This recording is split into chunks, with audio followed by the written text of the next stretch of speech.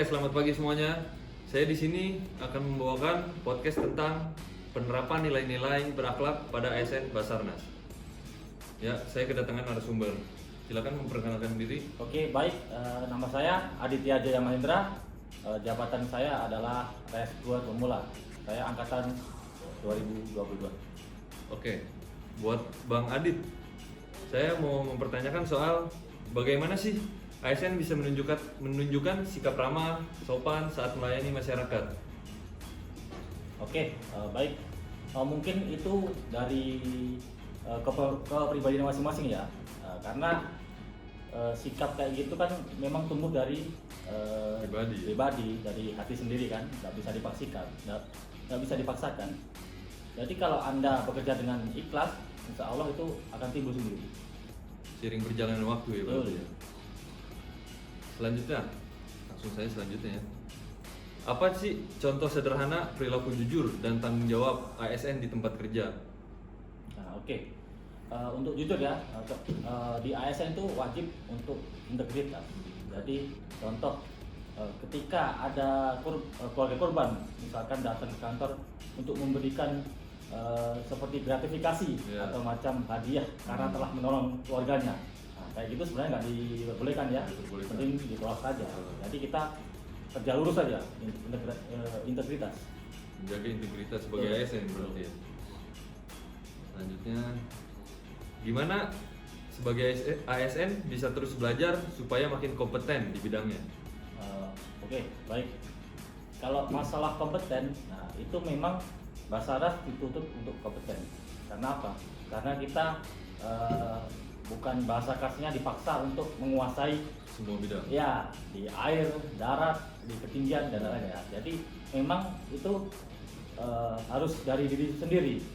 Jangan sampai kita berpikir saya sudah jadi ASN, buat apa saya belajar. Nah, pikiran kayak gitu yang perlu dihilangkan ya. Jangan sampai itu nanti berkelanjutan kan. Nah, itu nanti akan mempersulit diri sendiri ketika kita di organisasi.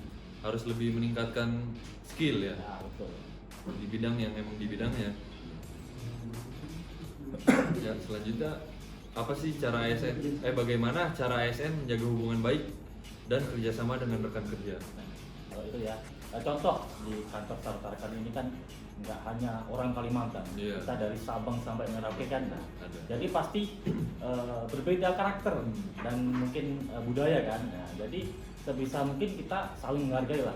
Nah, jadi kita lihat dulu apakah budaya kita sama budaya rekan kita. Jangan sampai apa yang kita berbuat itu bisa menyakiti hati rekan kerja. Jadi ya menyesuaikan lah.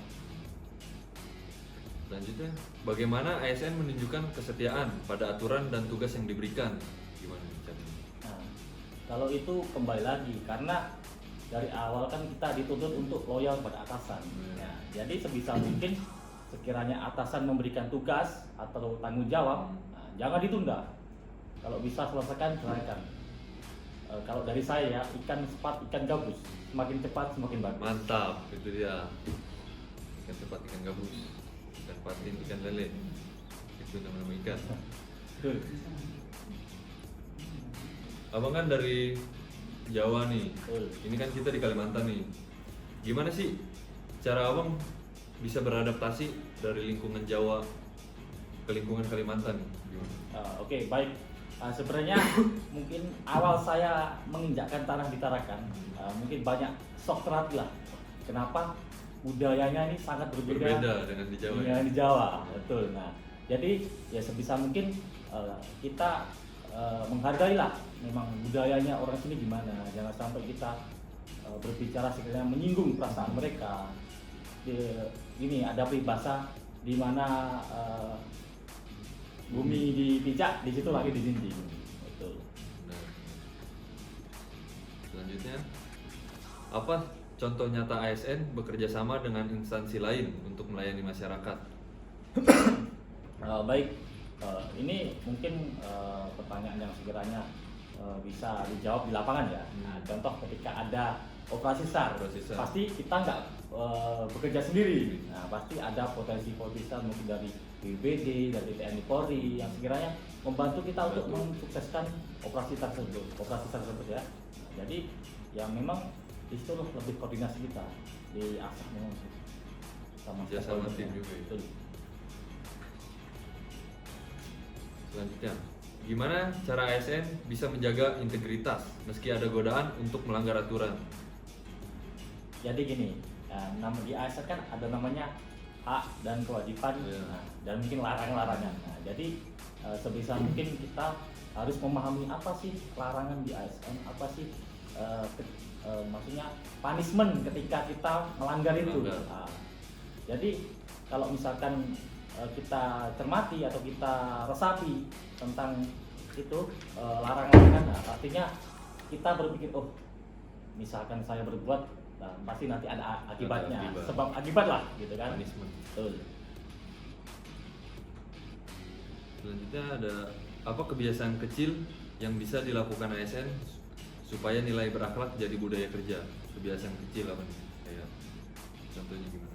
Nah, kebiasaan kecil contohnya ya itu. Jadi kalau saya pribadi sendiri ya, mungkin ada ada sebagian oknum ASN itu mungkin berakhlak ini cuma menjadi jargon dan untuk menggugurkan kewajiban.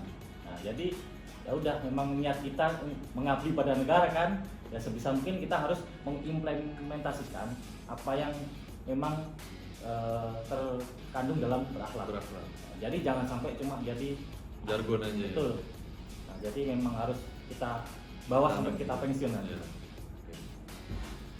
Pertanyaan terakhir nih, gimana ASN mengajak rekan kerja lain supaya ikut menerapkan nilai berakhlak? Sebenarnya gini, kalau masalah kayak gitu, kita sebagai rekan kerja yang baik, nah, pastinya kita mengingatkan, kawan jangan kayak gini ya, nanti pasti kedepannya ada bermasalah. Nah, jadi ada punishment atau hukuman dari atas yang itu mungkin bisa merugikan diri sendiri dan mungkin lingkungan juga. Jadi ya sebisa mungkin kita nasihatilah pelan-pelan. Sekiranya itu mungkin sudah kita nasihati tapi dia tetap begitu. Iya, jadi ya kita serahkan pada yang bersangkutan, terserah mau apa. Yang penting kita sudah mengingatkan ya sebagai rekan kerja yang baik. Udah sih segitu aja ya. Sudah terjawab ya pertanyaan-pertanyaan kalian? Ya sudah, podcastnya sudah selesai ya. Kurang lebihnya mohon maaf. Kata-kata hari ini yang sudah boleh pulang. Oke, yang sudah boleh pulang.